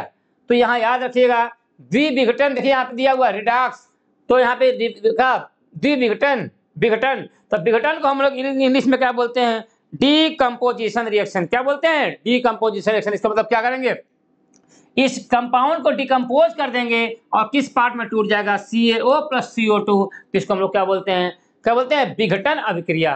क्या बोलते हैं? विघटन अभिक्रिया बोलते हैं। इसी को हम लोग क्या बोलते हैं, डीकंपोजिशन रिएक्शन बोलते हैं। ठीक है ना। तो थर्ड इज द क्या होगा आपका राइट आंसर हो जाएगा। यही क्वेश्चन एक पूछा जाता है कि बताइए अगर कैल्शियम कार्बोनेट को हम लोग हीट कर रहे हैं तो बताइए इसमें आप क्या बोलते हैं, रिडॉक्स रिएक्शन के एग्जांपल्स होंगे कि नहीं होंगे। तो ये रिडॉक्स रिएक्शंस के एग्जांपल नहीं होते हैं। देखिए क्यों नहीं होती हैं, कि यहाँ पे पूछा जाएगा कैल्शियम इसके कितना चार्ज होगा आपका, प्लस का 2। क्यों, देखो ब्रेक करेंगे तो कैल्शियम पे प्लस का 2 और कार्बोनेट पे कितना होगा आपका, माइनस का 2 चार्ज हो जाएगा। ठीक है ना। यहाँ देखिए, यहाँ निकालेंगे तो क्या होगा आपका, ऑक्सीजन पे माइनस का 2, यहाँ क्या हो जाएगा प्लस का 2। यहाँ कार्बोनेट आयन पे बताइए कार्बन का ऑक्सीडेशन नंबर कितना होगा, प्लस का 4 हो जाएगा। और यहाँ पर भी कितना होगा आपका, प्लस का 4 होगा। चेंज इन ऑक्सीडेशन नंबर 0 है, तो यही बोल सकते हैं हम लोग नो रिडॉक्स रिएक्शन। बोलते हैं नॉट रिडॉक्स रिएक्शन। क्या बोल देंगे हम लोग, नॉट रिडॉक्स रिएक्शन को ये शो करेंगे, ये रिडॉक्स रिएक्शन को शो नहीं करेंगे। यही सबसे मोस्ट इंपॉर्टेंट आपसे पूछा जाता है। ठीक है। तो इसका 81 का आंसर कौन सा हो जाएगा आपका, विघटन अभिक्रिया के एग्जांपल हो जाएंगे। ठीक है ना, डिकम्पोजिशन रिएक्शन। चलिए बात करते हैं 82। निम्नलिखित में से कौन रिडॉक्स अभिक्रिया का उदाहरण नहीं है। तो जिसमें चेंज इन ऑक्सीडेशन नंबर नहीं होगा वही रिडॉक्स अभिक्रिया के का उदाहरण नहीं होंगे। तो देखिए यहाँ पे बात करते हैं Cu प्लस का 2। देखिए यहाँ पे -2 है, यहाँ प्लस का 2, यहाँ क्या हो रहा है 0, ये तो हो सकता है। यहाँ क्या निकालेंगे, अभी निकालते हैं, फिर 2 होती है, फ्री ऑक्साइड में प्लस का 3, यहाँ क्या होगा 0, ये तो शो कर सकते हैं। पोटेशियम पे 0 और प्लस का 1, ये भी शो कर सकते हैं। बेरियम प्लस का 2 होगा, यहाँ बेरियम प्लस का 2 होगा। सल्फर प्लस 6 होगा, यहाँ सल्फर प्लस 6 होगा, तो सेम होगा। तो यही आपको क्या होंगे, रिडॉक्स अभिक्रिया का उदाहरण नहीं है। चेंज इन ऑक्सीडेशन नंबर इसमें नहीं होगा, इसीलिए क्या बोलते हैं हम लोग, यही रिडॉक्स अभिक्रिया के एग्जाम्पल नहीं होंगे। ठीक है, बोलिए। चलिए अब बात करते हैं हम लोग है 83 की। दिया हुआ निम्नलिखित में से किस यौगिक में एक ही तत्व दो विभिन्न ऑक्सीकरण अवस्था प्रदर्शित कर रहा है। इसका मतलब इसमें निकालिए नाइट्रोजन का ऑक्सीकरण, इसमें नाइट्रोजन का निकालिए, इसमें नाइट्रोजन का, इसमें नाइट्रोजन का।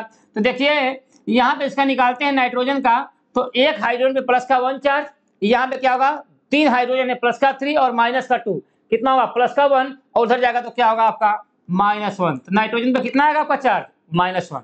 इसकी अगर हम लोग बात करें तो इसका नाम क्या होता है, अमोनियम नाइट्रेट। क्या बोलते हैं हम लोग है, अमोनियम नाइट्रेट।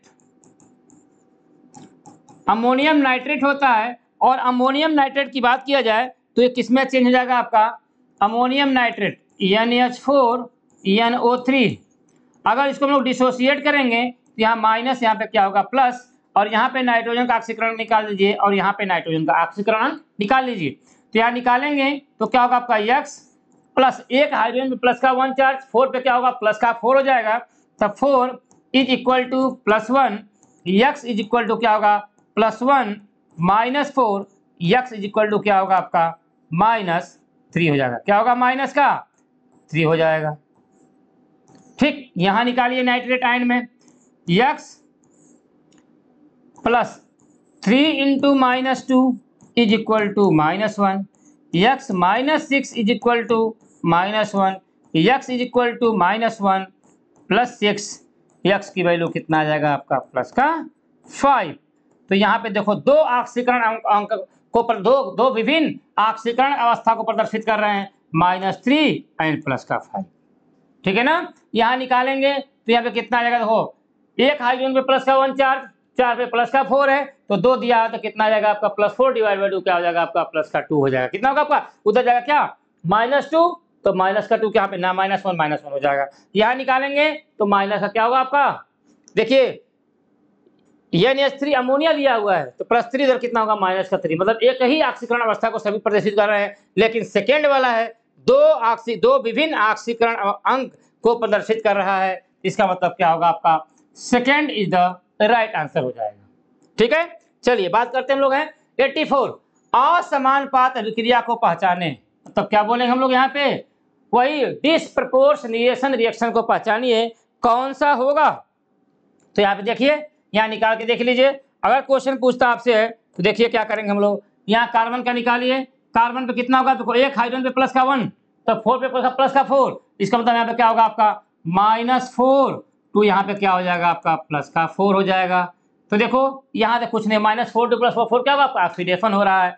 और सेकेंड की बात करें तो यहाँ पर भी क्या होगा आपका -4 टू यहाँ पे क्या होगा आपका, देखो क्लोरीन पे -4, यहाँ पे क्या हो जाएगा आपका +4, इसमें भी क्या हो रहा है आपका ऑक्सीडेशन एक ही एलिमेंट का। यहाँ देखो NO2 की फ्लोरीन पे क्या होता है 0, यहाँ पे क्या होगा -1 चार्ज, यहाँ पे क्या होगा आपका रिडक्शन हो जाएगा। लेकिन इसकी बात करें तो यहाँ पे कितना होगा +4, देखो नाइट्रोजन पे +4 से देखो 2 दूना 4 और -1 कितना होगा आपका बताइए +3, देखो 2 दूना 4 -4 प्लस 2 -4 -1, तो -4 इज इक्वल टू -1, तो -4 हो जाएगा +4 और -1 +3, और इसका निकालेंगे तो कितना आएगा +5। इसका मतलब +4 से +3 में भी जा रहे हैं तो इसमें क्या हो रहा है रिडक्शन, और +4 से +5 में जाएंगे यहाँ क्या होगा ऑक्सीडेशन। तो एक ही एलिमेंट का ऑक्सीडेशन और रिडक्शन दोनों होता है, उसे हम लोग क्या बोलते हैं असमानुपात अभिक्रिया कहते हैं। तो 4th is the right answer हो जाएगा। ठीक है, चलिए अब हम लोग बात करते हैं 85 की। दो कथन दिए गए हैं, देखो दिया फ्रियान 1,2 में फ्लोरीन की ऑक्सीकरण अवस्था -1 होगी। फ्रियान 1,2 का फार्मूला क्या होता है, फ्रियान 1,2 की बात करेंगे तो फार्मूला क्या होता है CCl2 और क्या होता है आपका F2, इसको हम लोग क्या बोलते हैं फ्रियान 1,2 बोलते हैं। यहाँ पे फ्लोरीन की ऑक्सीकरण अवस्था क्या हो गया आपका -1, तो आपका क्या होगा आपका सही हो जाएगा। K2Cr2O7 एक प्रबल ऑक्सीकारक की तरह कार्य करता है, सही ये भी है क्योंकि यहाँ पे पूछ रहा है क्रोमियम का निकालेंगे +6 और +3 क्रोमियम किसमें चला जाएगा आपका क्रोमियम +3 में। यहाँ पे क्या होगा रिडक्शन, रिडक्शन मीन्स क्या होगा जिसका रिडक्शन होता है उसे हम लोग क्या बोलते हैं ऑक्सीडाइजिंग एजेंट, क्या बोलते हैं ऑक्सीडाइजिंग एजेंट बोलते हैं। ऑक्सीडाइजिंग एजेंट को हिंदी में हम लोग क्या बोलते हैं, हम लोग बताओ प्रबल ऑक्सीकारक बोलते हैं, क्या बोलते हैं प्रबल ऑक्सीकारक की तरह कार्य करता है। एकदम सही आंसर है। तो क्या होगा आपका कथन first is the correct and कथन सेकेंड भी क्या हो जाएगा आपका सही हो जाएगा। तो 85 का आंसर कौन सा हो जाएगा 4th is the right answer हो जाएगा, दोनों सही हैं। ठीक है, चलिए अब बात करते हैं हम लोग हैं 86 का। पूछा गया खंड बी में पूछा गया निम्नलिखित दिए गए क्वांटम संख्याओं को देखकर बताइए, बताना आपको है कौन सा क्वांटम संख्या सेट संभव नहीं है। तो देख लीजिए यहाँ पे n की वैल्यू 0 है, सॉरी n की वैल्यू 3 है, l की value 0, m is equal to 0, तो आपका क्या है सही है। n की वैल्यू 2 है तो l की वैल्यू क्या 2 नहीं होना चाहिए। अगर n की वैल्यू 2 है तो l की वैल्यू क्या होना चाहिए, क्या होगा आपका n-1 होना चाहिए, मीन्स क्या इससे कम ही होगा, मतलब क्या होना चाहिए 1 होना चाहिए, 0 हो या आपका 1 हो। चलिए यहाँ देखिए n की वैल्यू 4, l की value 2, m is equal to -2, ये तो आपका हो सकता है, ये आपका नहीं होगा। यहाँ देखिए n की वैल्यू 1, l की value 0, m is equal to minus नहीं हो सकता। अगर l की वैल्यू 0 है तो m की वैल्यू भी क्या होगी आपकी 0 होगी, तो ये भी आपका गलत हो गया। यहाँ देखिए n की वैल्यू 3 है, l की वैल्यू 2 है, m की वैल्यू यहाँ पे 3 नहीं हो सकती क्योंकि m की वैल्यू क्या l की वैल्यू के बराबर होती है, तो ये भी आपका गलत हो गया। मतलब क्या होगा आपका सेकेंड, फोर्थ और फिफ्थ क्या होंगे आपके संभव नहीं होंगे, सेकेंड, फोर्थ और फिफ्थ आपके संभव नहीं। ठीक है, तो 86 का आंसर कौन सा हो जाएगा आपका second is the right answer हो जाएगा। चलिए अब हम लोग बात करते हैं, हम लोग हैं 87 की। देखिए यहाँ पे क्या दिया हुआ है, दो विकिरणों की ऊर्जा E1 व E2 क्रमशः 25 electron volt and 50 electron volt हैं, उनकी तरंगदैर्घ्य λ1 और λ2 में संभव है। बताइए जल्दी से इसका आंसर क्या होगा, बताइए आप लोग। देखिए हम लोग जानते हैं, क्या जानते हैं, एनर्जी इज इक्वल टू क्या होता है hc/λ होता है।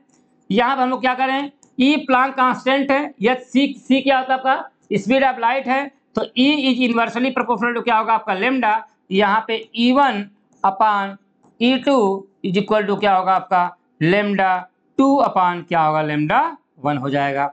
तो यहाँ पे देखो E1 और E2 की वैल्यू दिया हुआ 25/50 इज इक्वल टू λ2/λ1।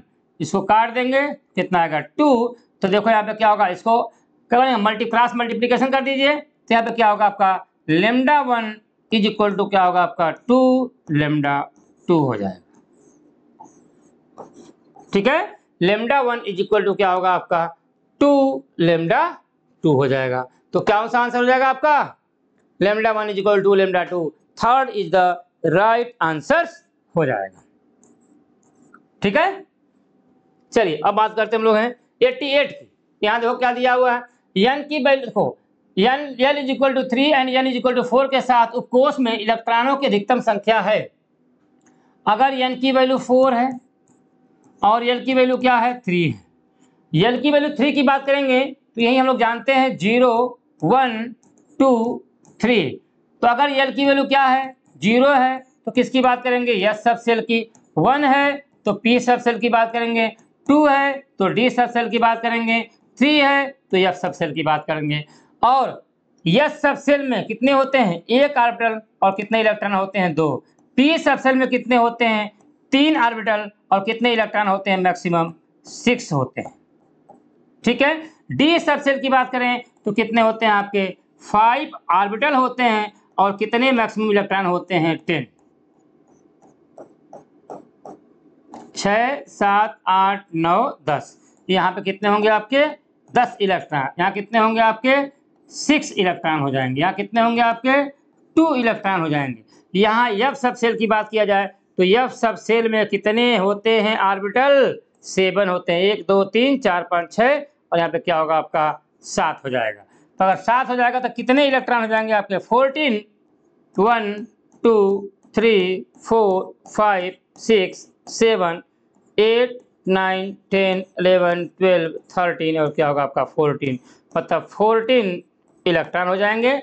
अगर क्या हो आपका यहाँ पे f सब सेल की बात करेंगे तो 3, मतलब क्या होगा आपका अगर l की वैल्यू क्या 3 हो तो 14 इलेक्ट्रॉन होंगे। तो कौन सा आंसर हो जाएगा आपका, first is the right answer हो जाएगा। तो 88 का आंसर कौन सा हो जाएगा आपका, फर्स्ट हो जाएगा।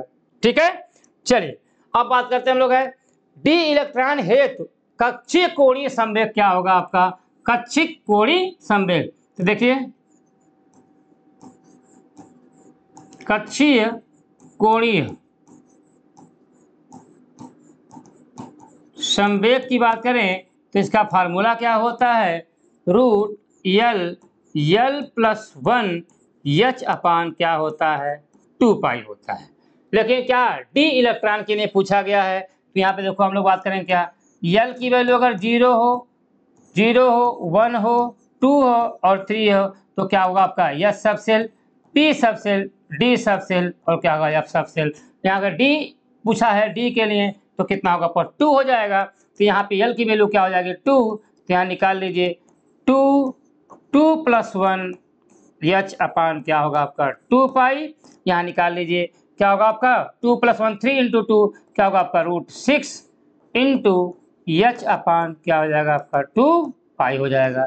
तो क्या बोल सकते हैं हम लोग हैं रूट 6 h अपान 2 पाई। तो देखिए रूट 6 h अपान क्या दिया है 2 पाई। देखिए फर्स्ट ऑप्शन इधर क्या होगा आपका राइट आंसर हो जाएगा। ठीक है, 89 का आंसर कौन सा होगा आपका, first is the right answer. चलिए अब बात करते हैं हम लोग हैं क्या दिया हुआ है 90। एक गेंद जिसका द्रव्यमान 1 किलोग्राम है, वह गतिज ऊर्जा काइनेटिक एनर्जी 0.5 जूल है, उसकी डी ब्रोगली वेवलेंथ क्या होगी। ठीक है, तो हम लोग जानते हैं क्या जानते हैं, लेमडा इज इक्वल टू क्या होता है h अपान m भी होता है। लेमडा इज इक्वल टू क्या होता है h अपान m भी होता है। आई इज इक्वल टू हम लोग क्या लिखते हैं h अपान हम लोग क्या लिखते हैं 2 इंटू हम लोग क्या लिखते हैं, क्या लिखते हैं हम लोग हैं m e। ये भी एक फार्मूला होता है। तो देखो यहाँ पे यम क्या होता है मास द्रव्यमान, ई होता है काइनेटिक एनर्जी। तो यहाँ पे लिख दीजिए आप 6.6 into 10 to the power minus का 34 एच की वैल्यू होती है अपान रूट में 2 इंटू मास कितना दिया है 1 इंटू ई की वैल्यू कितना दिया है 0.5। तो देखो यहाँ पे इसका क्या करेंगे 0.5 इंटू 2 1 आ जाएगा, और रूट 1 की वैल्यू क्या होगा आपका 1 ही आ जाएगा। इसका मतलब हम लोग बोल सकते हैं इसकी वैल्यू कितनी आ जाएगी 6.6 into 10 to the power minus का 34 क्या होगा आपका मीटर हो जाएगा। यही हमारा क्या हो जाएगा आपका आंसर हो जाएगा, ठीक ना। तो क्या होगा आपका 6.62 into 10 to the power minus 20 क्या बोलेंगे 34 मीटर हो जाएगा, ठीक है। चलिए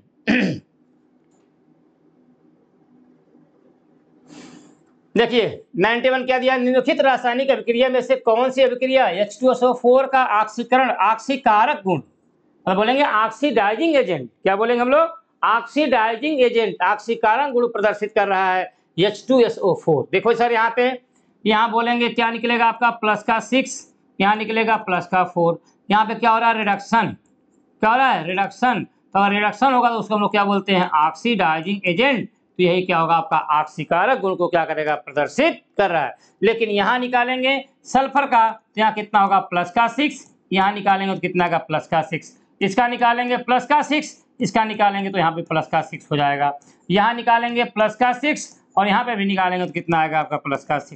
तो देखो सब में ऑक्सीडेशन नंबर सेम है, लेकिन यहाँ +6 से +4 हो रहा है मतलब रिडक्शन होगा। अगर रिडक्शन होगा तो उसे हम लोग क्या बोलते हैं ऑक्सीडाइजिंग एजेंट, इसी को हम लोग क्या बोलते हैं ऑक्सीकारक गुण। क्या बोलेंगे हम लोग ऑक्सीकारक गुण को प्रदर्शित कर रहा है, ऑक्सीकारक गुण को क्या करेगा आपका प्रदर्शित करेगा। तो यही आंसर आपका सही हो जाएगा, ठीक है। चलिए बात करते हैं हम लोग है 92।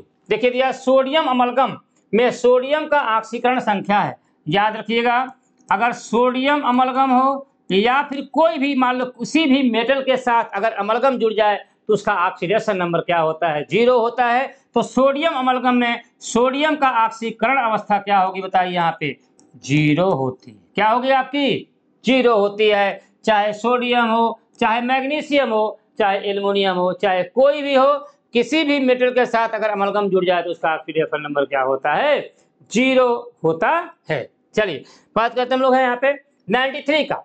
ग्रेफाइट में कार्बन की ऑक्सीकरण संख्या है, तो ग्रेफाइट में हो या क्या बोलते हैं ग्रेफाइट हो या डायमंड हो, दोनों में कार्बन की ऑक्सीकरण संख्या क्या होती है 0 होती है। क्या होती है आपकी 0 होती है, चाहे डायमंड हो चाहे ग्रेफाइट हो उसमें कार्बन का ऑक्सीकरण क्या होता है आपका 0 होता है।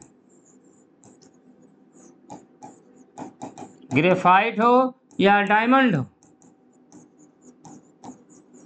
उसमें पूछा जाएगा क्या कार्बन ऑक्सीडेशन नंबर ऑक्सीकरण अंक क्या हो जाएगा आपका 0, या फिर कार्बन के एलोट्रॉप भी हो, ठीक है ना। चलिए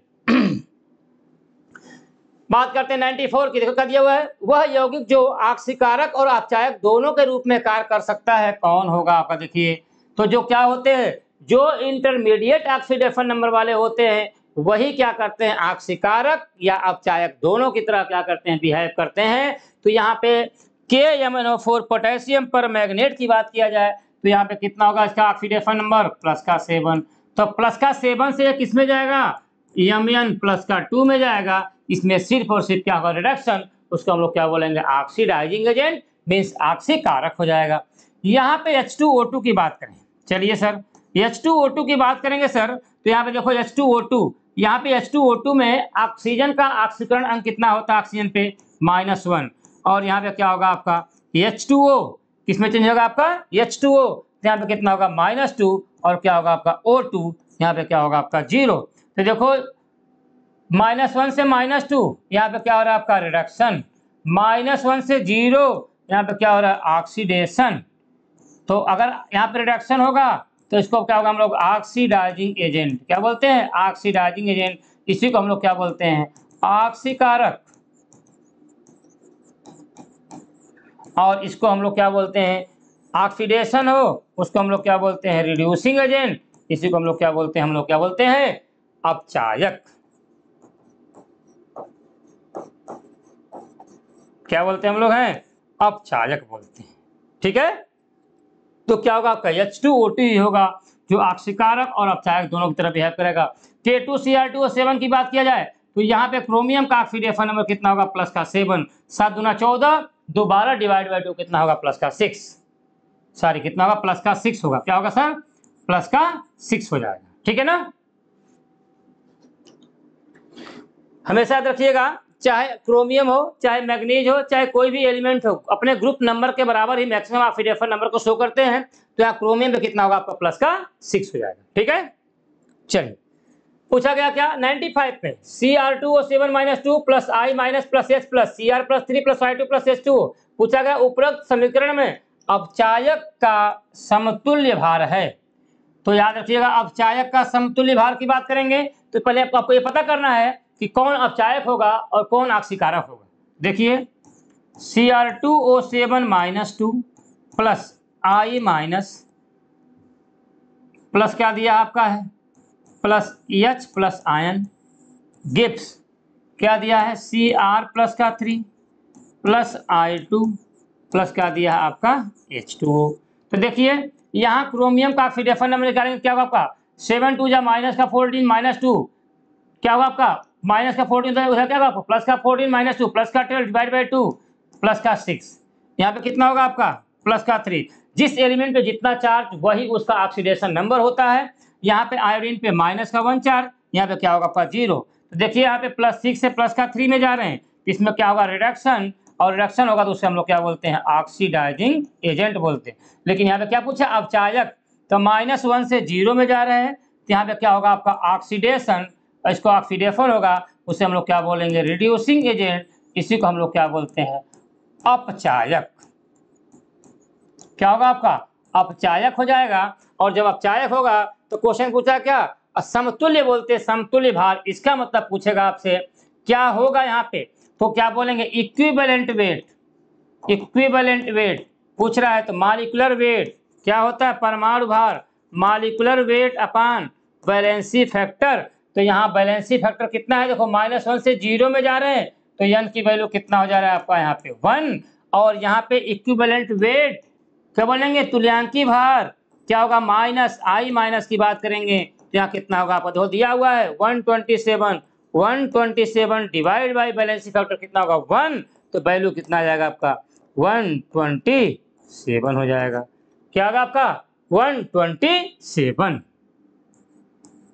ठीक है, चलिए अब बात करते हैं हम लोग हैं 96 का। तो गुणांकों का वह सेट चुने जो निम्नलिखित समीकरण को सही ढंग से संतुलित करता है। देखिए यहाँ पे x y z और a का पूछ रहा है वैल्यू a, और यहाँ पे क्या दिया आपका b की वैल्यू क्या होगी।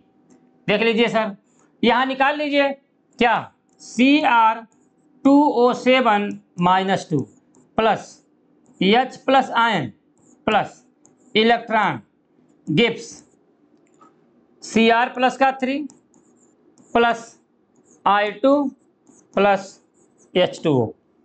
ठीक है, तो क्या पूछ रहा है आपसे बताइए, पूछ रहा है आपसे क्या एक्स वाई जेड और ए और बी की वैल्यू पूछ रहा है। यहाँ देखिए कितने क्रोमियम है, दो, पहले ऑक्सीडेशन नंबर निकाल लीजिए।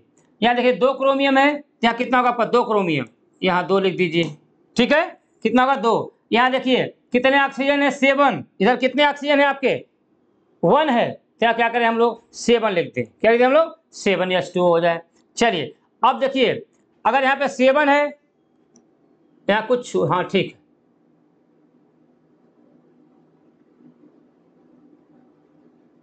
यहाँ I2 दिया हुआ है, यहाँ पे I2 दिया हुआ है, चलिए कोई नहीं, ठीक है। देखिए यहाँ पे I2 दिया हुआ है, यहाँ पे I2 दिया हुआ है, तो यहाँ हम लोग बात करें यहाँ पे I2 आपका नहीं होगा, सॉरी I2 नहीं होगा, आप यहाँ क्या होगा आपका I2 आपका नहीं होगा। ठीक है ना, देखिए यहाँ पे I2 आपका नहीं होगा। तो देखिए यहाँ पे क्या दिया आपका है, तो क्या होगा 2 क्रोमियम 7H2O। अब 7 क्या ऑक्सीजन है, यहाँ पे क्या लिख देंगे हम लोग, देखिए 7 ऑक्सीजन हो गया, हाइड्रोजन कितने 7 2 14, यहाँ कितना होगा आपका 14 H प्लस आयन हो गया। अब इलेक्ट्रॉन को बैलेंस कर लीजिए 1 इंटू -2 -2 14 टू +1 प्लस का 14 कितना बच जाएंगे आपके प्लस का 12, इधर 2 इंटू प्लस का 3 कितना होगा प्लस का 6। इलेक्ट्रॉन की कमी कहाँ है देखो 12 में से 6 घट जाएगा 6, तो इलेक्ट्रॉन कितने होंगे आपके 6 हो जाएंगे। तो पूछ रहा है यहाँ पर x की वैल्यू, तो x इक्वल टू कितना होगा आपका 1। पूछ रहा है y की वैल्यू कितना होगा आपका 14। z की वैल्यू कितना दिया है यहाँ पे 6। पूछा आपका ए की वैल्यू कितना दिया है आपका 2, बी की वैल्यू कितना दिया है 7।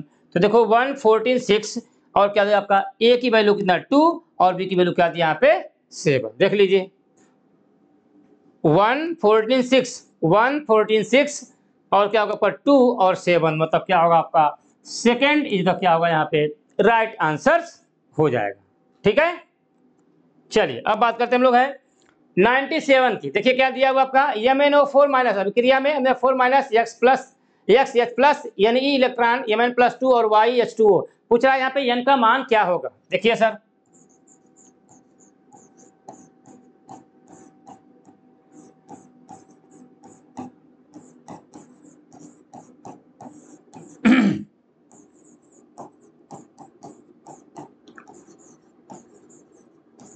देखिए सर यहाँ पे निकालेंगे तो क्या होगा मैग्नीज का ऑक्सीडेशन में। देखिए यहाँ पे एक मैग्नीज है, यहाँ पे एक मैग्नीज है, यहाँ कितने ऑक्सीजन है 4, यहाँ कितना जाएगा यहाँ 4 लिख दें हम लोग तो Y की वैल्यू कितना हो जाएगा यहाँ पे 4 हो जाएगा। ठीक है ना 4, अगर Y की वैल्यू 4 होगा तो 4 दूना 8, तो यहाँ पे कितना होगा आपका X की वैल्यू कितना हो जाएगा आपका 8 हो जाएगा।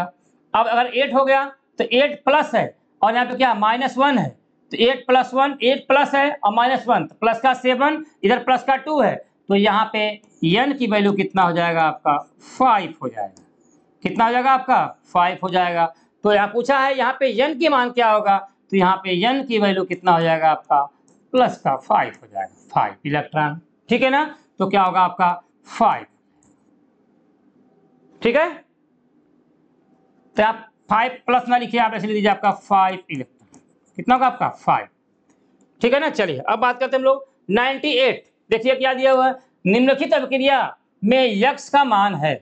X का मान आपसे पूछ रहा है तो निकाल लीजिए। यहाँ पे एक सल्फर है, यहाँ पे एक सल्फर है, यहाँ पे देखो 3 + 1 4 4 ऑक्सीजन है, हाइड्रोजन कितने हैं 2 है, यहाँ कितने हैं 2 हाइड्रोजन भी है। तो यहाँ निगेटिव से निगेटिव काट दीजिए, यहाँ पे देखो क्या है 2H+ है मतलब क्या बोले 2 इलेक्ट्रॉन इधर क्या है पॉजिटिव में है तो 2 इलेक्ट्रॉन अगर पॉजिटिव में है तो X का वैल्यू क्या होगा 2 इलेक्ट्रॉन हम लोग क्या करेंगे यहाँ पे ऐड कर देंगे तभी ये रिएक्शन क्या होगी न्यूट्रलाइजेशन होगा और क्वेश्चन पूछा जाएगा कि X का मान क्या होगा आपका क्या बता दीजिएगा आप कितना होगा आपका 2 इलेक्ट्रॉन हो जाएगा। क्या होगा आपका 2 इलेक्ट्रॉन हो जाएगा तो क्या होगा आपका थर्ड इज द यहाँ पे क्या होगा आपका राइट आंसर हो जाएगा। ठीक है, बोलिए। चलिए अब बात करते हैं हम लोग है 99 की। देखिए क्या दिया हुआ 99 में निम्नलिखित समीकरण को संतुलित करने के लिए आवश्यक इलेक्ट्रॉनों की संख्या है। देखिए इलेक्ट्रॉन पूछ रहा है किस साइड में इलेक्ट्रॉन की जरूरत पड़ेगी। यहाँ पे देखिए क्या लिखा हुआ आपका NO3 minus plus 4H+ gives 2H2O plus NO। तो देखिए निकाल लीजिए, यहाँ पे देखिए एक नाइट्रोजन, यहाँ पे एक नाइट्रोजन, यहाँ 4 हाइड्रोजन, देखो 2 दूना 4 4 हाइड्रोजन, 3 ऑक्सीजन 2 1 3 ऑक्सीजन, सब कुछ तो बैलेंस है। यहाँ देखिए -1 और 4 × +1 प्लस का 4 है तो -1 + 4 प्लस का 3 मतलब क्या बोलते हैं 3 इलेक्ट्रॉन इधर क्या है पॉजिटिव चार्ज है तो 3 इलेक्ट्रॉन की कमी इधर ही है मतलब क्या करें हम लोग 3 इलेक्ट्रॉन हम लोग क्या करेंगे बाईं साइड हम लोग ऐड कर देंगे मतलब क्या होगा बाईं ओर 3 इलेक्ट्रॉन हम लोग ऐड कर देंगे मतलब क्या होगा आपका 3 बाईं ओर। ठीक है ना, तो आंसर कौन सा हो जाएगा आपका बाईं ओर 3 इलेक्ट्रॉन हम लोग ऐड कर देंगे। 99 का आंसर कौन सा हो जाएगा आपका second is the right answer हो जाएगा। आइए बात करते हैं हम लोग क्या 100 क्वेश्चन की। तो KO2 में ऑक्सीजन परमाणु की ऑक्सीकरण संख्या है। देखो KO2 की बात करेंगे, इसका पोटेशियम सुपर ऑक्साइड क्या नाम बोलते हैं पोटेशियम सुपर ऑक्साइड या RbO2 हो या फिर क्या हो आपका CSO2 हो। तो यहाँ क्या पूछा है क्या ऑक्सीजन का ऑक्सीकरण अंक तो निकाल लीजिए। हम जानते हैं जो भी फर्स्ट ग्रुप के एलिमेंट होते हैं उस पर ऑलवेज +1 चार्ज होता है। तो पोटेशियम की बात करेंगे तो +1 और हमको क्या ऑक्सीजन का ऑक्सीकरण अंक निकालना है तो +2x = इसके ऊपर कोई चार्ज नहीं तो 0 तो 2x = क्या होगा आपका -1 और x की वैल्यू कितना होगा -1 / 2 हो जाएगा। ठीक है ना, तो देखिए यहाँ पे आंसर कौन सा हो जाएगा आपका third is the right answer हो जाएगा। उसी तरीके से अगर इसका भी निकालें क्या रुबिडियम सुपर ऑक्साइड और सीजियम सुपर ऑक्साइड का तो यहाँ पर ऑक्सीजन का ऑक्सीकरण अंक क्या हो जाएगा आपका x की वैल्यू क्या हो जाएगी आपका -1 / 2 हो जाएगा। ठीक है ना। तो ये रहे हमारे 76 से 100 क्वेश्चन जिसको हमने डिस्कस किया हिंदी में। तो आप लोग का पेपर बहुत ही अच्छा हुआ होगा। चलिए फिर मिलते हैं अगले टेस्ट में। जय हिंद, जय भारत, नमस्कार।